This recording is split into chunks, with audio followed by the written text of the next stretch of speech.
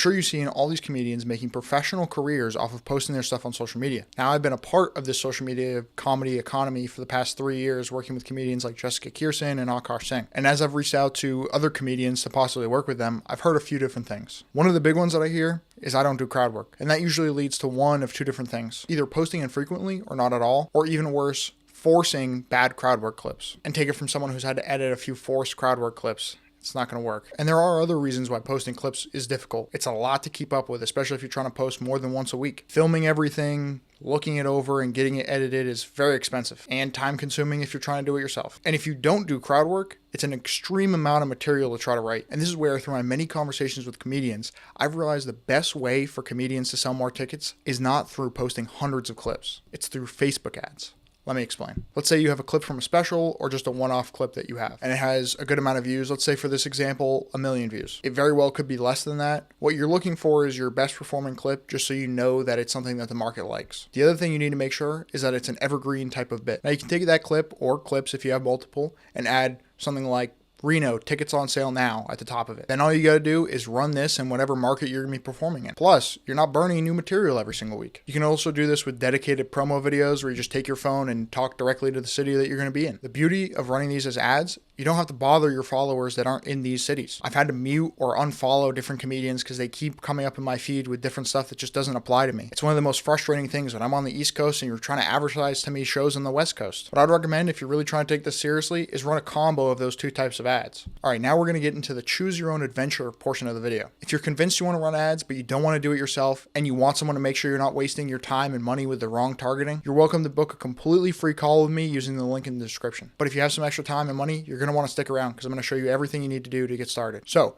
how exactly do you run these ads? First and foremost, a lot of people try to use the boost post feature on both Facebook and Instagram, but this is just going to kind of take your money and get views on your post. This isn't the best way to convert these people into ticket sales. The best use of your money and time is going to be the Facebook Ads Manager. This gives you the most control. And what we're going to do is we're going to set up 3 different conversion campaigns. The first one is going to be the stand-up clip we talked about earlier. You want to target people within a 15 to 30 mile radius of your show. I would recommend a budget of $5 to $20 a day to get started. And for the placement, we want Reels only or Reels and feed. What placement is in the different apps, it's where the ad is actually going to show up, whether it's going to be in the Reels, the feed, the story, or wherever. For the second campaign, we're going to do everything pretty much the same, except we're using that direct-to-camera video. All the targeting is going to be the exact same, but I typically go with a little lower budget on these. And for the placement, we want it all. We want Reels, we want feed, and we want stories. Now with this third campaign, this is where we're going to get a little bit fancy. You can either do a simple text-based ad, or you can do a video saying something like this: still thinking about coming to my show in Reno?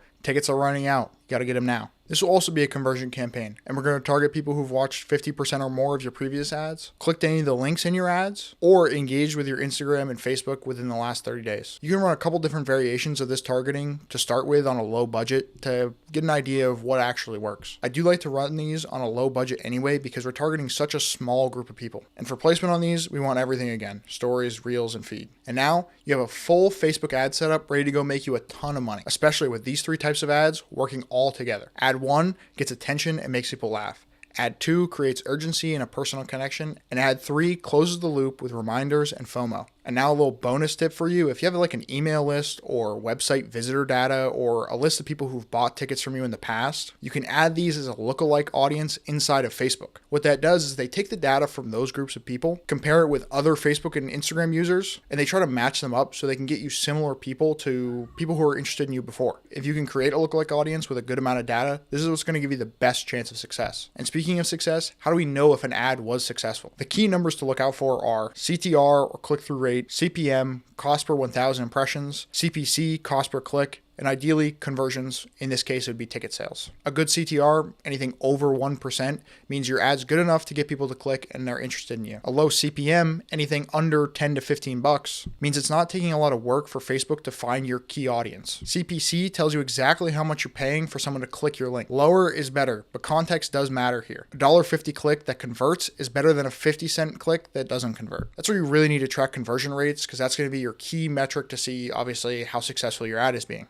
And now, although I think this is more practical and makes a lot of sense for most comedians, like I said before, it's still a lot of work. And I barely scratched the surface with some of the stuff that you can get into at a higher level, like pixels and ROAS and some of the other more complicated tracking features, as well as testing out multiple types of creatives on a large scale. And look, speaking from experience here, you can very quickly spend a ton of time and a ton of money trying to figure out what works and what doesn't. So you're more than welcome to try this on your own. You have everything that you need to get started now. But you're also more than welcome to book a completely free one-on-one call with me. You can talk about exactly how I would help you jump right into a successful campaign, so you don't have to go through a long trial and error process where you're wasting a lot of time and money.